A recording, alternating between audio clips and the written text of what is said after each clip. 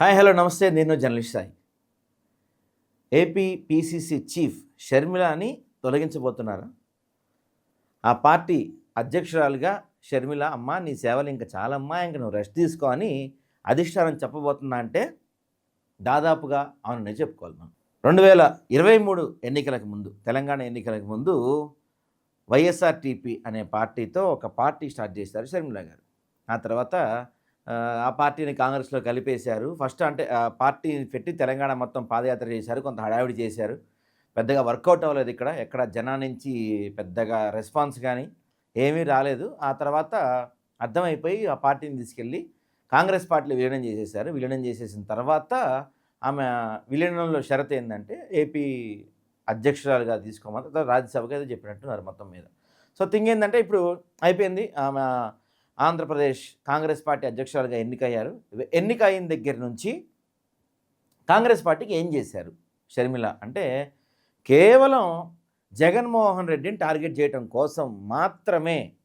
ఒకప్పుడు కాంగ్రెస్ పార్టీ అంటే గతంలో Congress TDP tug of war అనమాట. పచ్చగడ్డి వేస్తే బగ్గుమనేంత పరిస్థితి ఉండేది కాంగ్రెస్కి టీడీపీకి మధ్య.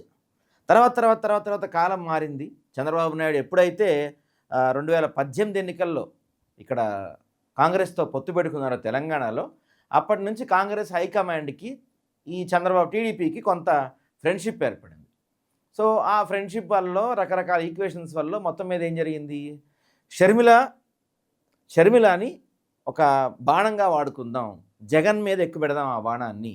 సో షర్మిలని ఆంధ్రప్రదేశ్ కాంగ్రెస్ పార్టీ చీఫ్గా చేయమని అటు చంద్రబాబు నాయుడు చెప్పటం, ఈమె కూడా కోరుకోవటం, ఈ మొత్తం మీద కలిసి అక్కడికి వెళ్ళారు షర్మిల. అక్కడికి వెళ్ళిన దగ్గర నుంచి ఏం చేశారు, ఏపీ వెళ్ళిన దగ్గర నుంచి ఓన్లీ జగన్ని టార్గెట్ చేయడం మొదలుపెట్టారు. కంటిన్యూస్గా ఇప్పుడు ఎలక్షన్స్కి ముందు టార్గెట్ చేశారు, అయిపోయింది. ఎలక్షన్స్ అయిపోయినాయి, రిజల్ట్స్ వచ్చేసినాయి. ఆ తర్వాత కూడా సహజంగా ప్రతిపక్షాలు అంటే వీళ్ళందరూ ఏం చేయాలి, ప్రతిపక్షాల పార్టీలో ఉన్న వాళ్ళంతా అధికార పక్ష తప్పులు ఎండగడుతూ ఉండాలి. కానీ వైఎస్ షర్మిల గారు వీలు కుదిరినప్పుడల్లా, ఛాన్స్ దొరికినప్పుడల్లా, అవకాశం చెప్పినప్పుడల్లా పదే జగన్ని టార్గెట్ చేయడం మొదలుపెట్టారు. ఇక్కడ షర్మిల మిస్ అయిన ఒక అంశం ఏంటంటే వైఎస్ రాజశేఖర రెడ్డి గారి వారసుడిగా, పెద్దాయనగా వారసుడిగా ప్రజలందరూ కూడా జగన్ అన్ననే అనుకున్నారు తప్పించి ఎక్కడా కూడా షర్మిల అని వారసురాలు అనుకోలేదు. పెద్దాయనకి వారసురాలుగా జగన్ అన్ననే అనుకున్నారు అందరూ, షర్మిలని ఎవరు అనుకోలే.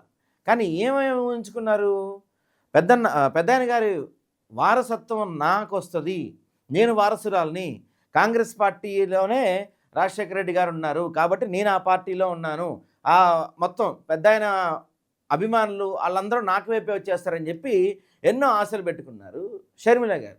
కానీ ఇక్కడ విషయం ఏంటంటే, షర్మిలకి అర్థం కాని విషయం ఏంటంటే, అందరికి అర్థమైపోయింది, క్లియర్ కట్గా అర్థమైపోయిన విషయం ఏంటి, ఎవరైతే పెద్దాయన చివరి వరకు ఎవరికి ఎగనెస్ట్గా పోరాడారో, కాంగ్రెస్ పార్టీ ఇప్పటి వరకు ఎవరికి ఎగనెస్ట్గా పోరాడిందో ఈమె తీసుకెళ్ళి, పెద్దాయన కూతురు తీసుకెళ్ళి వాళ్ళ దగ్గర సాగిలి పడిపోయి ఏమైంది, వీళ్ళు కలిసి జగన్ని టార్గెట్ చేస్తాం మొదలుపెట్టారు.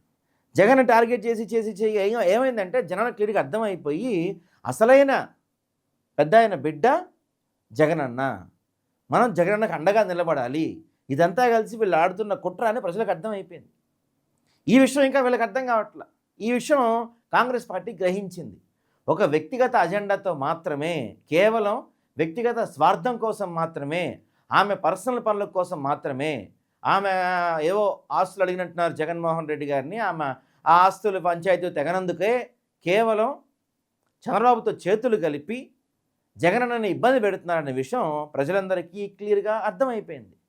సో ఈ విషయం అధిష్టానం కూడా గ్రహించింది. ఈమె ఒక పథకం ప్రకారమే పార్టీలోకి వచ్చారు, కేవలం జగన్మోహన్ రెడ్డిని టార్గెట్ చేస్తాం కోసం మాత్రమే పార్టీలోకి వచ్చారు. అంతకు మించి ఆమె వచ్చిన దగ్గర నుంచి, కాంగ్రెస్ పార్టీ అధ్యక్షులుగా ఆమె వచ్చిన దగ్గర నుంచి కాంగ్రెస్ పార్టీకి ఒక 0.0001% ఓటింగ్ పెరగలేదు. కొత్తగా నాయకులు వచ్చేవారు జాయిన్ అవ్వలేదు, ఎవరన్నా జాయిన్ అయిన కూడా వెళ్ళిపోయారు. అసలే రాష్ట్ర విభజన తర్వాత అధపాతాళానికి పడిపోయిన కాంగ్రెస్ పార్టీ పరిస్థితి వచ్చిన తర్వాత ఇంకా దిగజారింది తప్ప ఎక్కడా కూడా ఎదిగింది లేదు, పైకి వచ్చింది లేదు. ఈమె సొంత ఎజెండాని ఎందుకు చెప్తున్నానంటే పదే చాలా అత్యంత విశ్వసనీయ వర్గాల సమాచారం ప్రకారం కాంగ్రెస్ పార్టీ అధిష్టానం కూడా ఈమె గురించి ఎంక్వైరీ చేస్తాం మొదలుపెట్టిన, అసలు ఏం జరుగుతుంది రాష్ట్రంలో, అని ఎంక్వైరీ చేయగా తెలిసిన అంశం ఏంటంటే యాత్రలు చేస్తున్నారు, కొన్ని యాత్రలు. ఆ యాత్రల్లో కేవలం వైఎస్ రాజశేఖర రెడ్డి గారి విగ్రహాలు, అంటే పెద్దాయన గారి విగ్రహాలకు మాత్రమే పూలమాలలు వేస్తున్నారు. మంచి విషయం, అది కాదంటలేదు. కానీ కాంగ్రెస్ పార్టీ వాళ్ళు ఆలోచిస్తుంది ఏంటి, ఆయనతో పాటు సమానంగా అంటే రాహుల్గా పక్కన మన రాజీవ్ గాంధీ గారి విగ్రహం కానీ ఇందిరాగాంధీ గారి విగ్రహం కానీ ఉంటే వాటిని కనీసం పట్టించుకోవట్లేదు, వాటిని ఇగ్నోర్ చేస్తున్నారు. కేవలం ఒక ఎజెండాతో మాత్రమే పనిచేస్తుంది, పార్టీని పూర్తిగా భ్రష్టు పట్టించేసిందనే ఆరోపణలు అధిష్టానం వద్ద ఉన్నాయి.